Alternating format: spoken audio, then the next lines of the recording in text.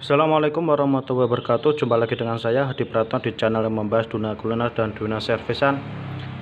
Nah, teman-teman, di sini ada sebuah kompresor yang sudah kita belah. Nah, kalau teman-teman mengikuti video saya sebelumnya, kompresor yang saya belah ini adalah kompresinya rendah atau hilang kompresi, hanya sampai 50 PSI saja. Padahal standarnya yang normal adalah di atas 200 PSI. Nah, ini setelah kita buka, ternyata ada masalah di perpaknya ya, perpak sama klepnya bocor ya. Nah, ternyata itu setelah kita bongkar, itu katup atau klepnya itu hanya sebuah plat seperti ini. Nanti kalau ini kita didorong oleh tekanan udara, ini klepnya akan membuka ya, lempengan plat ini. Nah, itu yang menyebabkan nanti terjadinya tekanan kompresi. Nah, ini perpaknya rusak, nanti akan kita buatkan. Nah, kita buatkan dengan menggunakan kertas TBA seperti ini. Ini dapat kita beli di toko-toko spare part sepeda motor. Kemudian kita juga menggunakan sealer Tribon 1104 ya, ini untuk merekatkan supaya tidak terjadi kebocoran.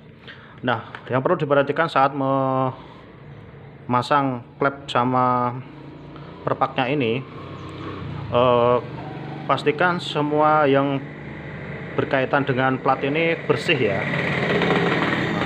karena kalau ada kotoran sedikit itu nanti akan menyebabkan terjadinya kebocoran ya. Oke, langsung saja kita mulai. Perpak yang sudah kita bentuk sesuai pola tadi ini kita kasih sealer dulu supaya dia merekat di platnya, jadi nanti tidak bergerak-gerak ya teman-teman. Tujuannya supaya rekat ini wajib dan sangat penting teman-teman, karena ini berkaitan dengan tekanan tinggi dan juga kena oli ya, oli kompresor.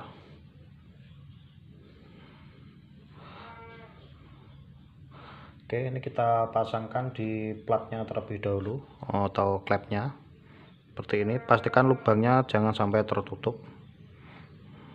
Nah, seperti ini.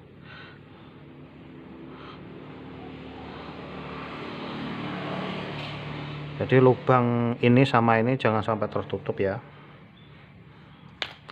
Memang perlu kehati-hatian. Jadi lubang masuk sama lubang tekannya jangan sampai tertutup. Nah, berhasil dan enggaknya nanti akan kita informasikan, kita coba sama-sama apakah dengan teknik seperti ini nanti bisa mengembalikan kompresi yang bocor tadi ya. Kita coba saja teman-teman.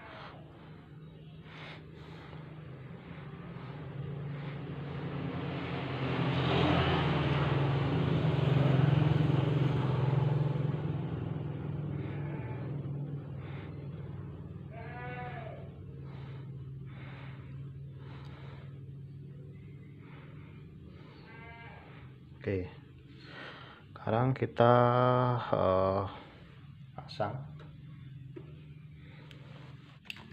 Nah, perpak yang sudah kita kasih sealer tadi kita pasang seperti ini. Nah, hati-hati pokoknya dia harus rapat ya. Kemudian kalau sudah terpasang seperti ini kita kencangkan ya. Nah, seperti ini.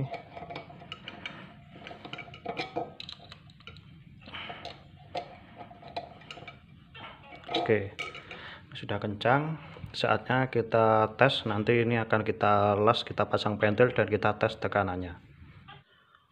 Oke, ini saatnya pengetesan. Ini sudah saya pasangi overload sama PTC relay.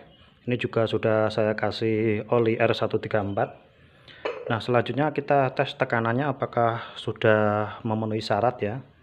Oke, ini kita pasang dulu supaya soalnya olinya nanti akan muncrat-muncrat ya teman-teman. Oke, kemudian ini kita colokkan ke listrik PLN ya.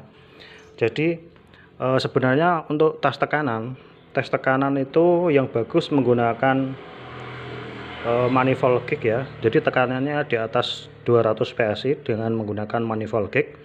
Namun kalau teman-teman nggak punya manifold gauge, kita bisa mengetesnya dengan tangan. Kita tahan pipa tekannya sekuat-kuatnya. kalau dia tekanannya bagus, tangan kita pasti nggak kuat dan itu akan bunyinya akan kencang sekali ya. Itu salah satu pengetesan kalau teman-teman malas menggunakan manifold kick ya. Oke, langsung saja kita nyalakan teman-teman.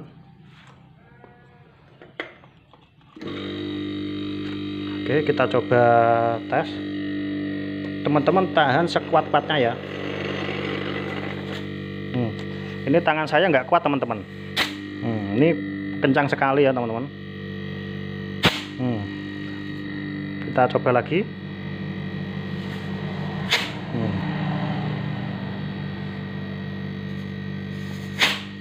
Nah, yang perlu teman-teman perhatikan untuk pengetesan seperti ini, selain dia tekanan dan ampernya, kalau ampernya ini sudah pasti bagus. Kemarin sebelum kita bongkar ampernya 0,5 ampere udah masuk standar. Tekanannya sebelumnya itu kan 50 PSI. Ini sudah pasti di atas 200 ini karena tangan saya sudah nggak kuat. Nah, untuk pengetesan apakah ini layak atau pakai, teman-teman nyalakan seperti ini lebih kurang 10 menitan ya. Nanti lihat apakah olinya keluar atau enggak ya. Nah, meskipun tekanannya sudah memenuhi syarat, tapi kalau olinya netes di sini itu enggak layak. Oh, ternyata ini sebelum 10 menit dia udah netes teman-teman. Perhatikan teman-teman. Nah, oli keluar ya.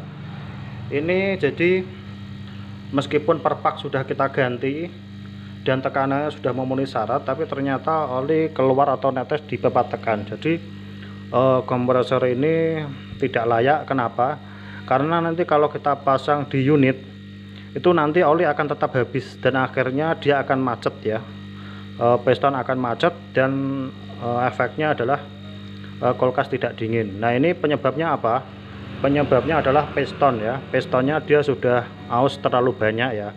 Ini kalau mau diperbaiki ini harus diganti piston. Nah, kebetulan kita nggak punya kanibalan piston, jadi ini sementara kita simpan dulu. Nanti kalau kita mendapatkan kompresor yang rusak tapi pistonnya bagus, nanti kita bisa pasangkan di sini. Oke, itu saja tutorial yang bisa saya berikan terkait bagaimana cara mengatasi kompresi hilang tekanan atau kompresi lemah pada kompresor kulkas. Semoga tutorial ini bermanfaat. Jangan lupa like, comment, subscribe, and share. Sampai jumpa di tutorial service berikutnya. Dadah. Hai teman-teman, jangan lupa subscribe, like, komen di bawah ini channel Hadi Prayitno. Ojo lali yo.